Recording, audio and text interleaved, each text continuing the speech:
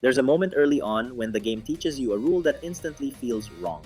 A character takes a hit, part of their health turns green, and you assume you can fix it later. Then they get hit again while that green bar is still there, and that recoverable health disappears. Your chance to heal it is gone.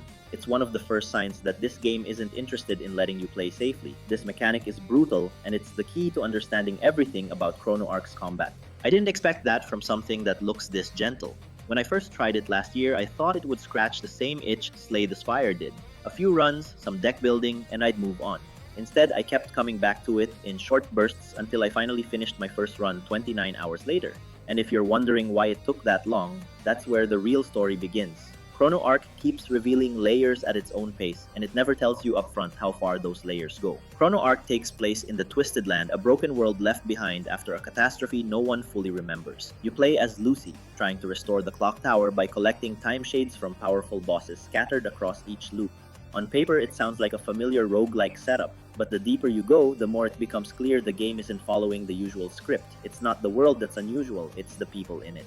Between attempts, you return to the Ark, a quiet space floating outside the Twisted Land. A loop ends when you reach the clock tower or when your run falls apart. Either way, the world resets, and the people who fight with you lose all their memories. They treat every run like a fresh start. Lucy, on the other hand, carries faint feelings she can't quite place. And then there's Azar, who reacts to certain moments with a familiarity no one else has. He says things that don't line up with the blank slate feeling of each loop, and it becomes clear he knows more than he lets on. The game never highlights it, but once you notice, it stays with you. The atmosphere leans into that tension. Soft, painterly environments mixed with expressive portraits create a world that feels calm on the surface but strangely fragile underneath.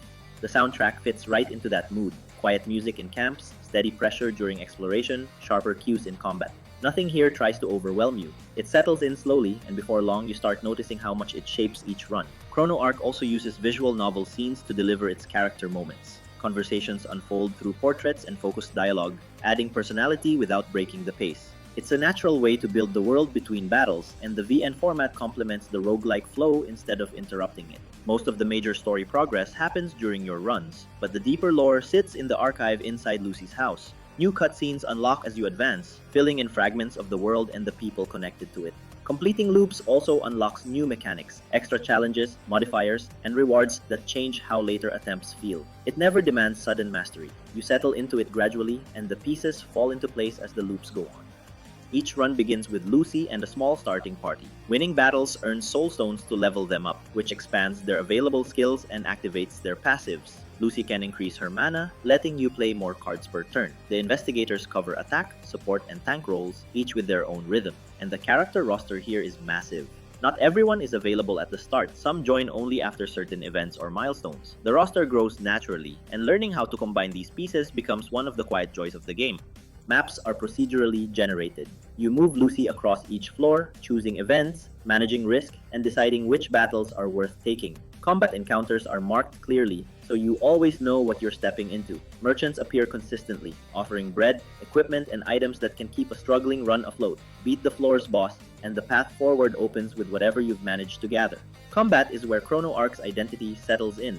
Every skill costs mana, and each one lowers the enemy's action count, a small number that ticks toward their next move.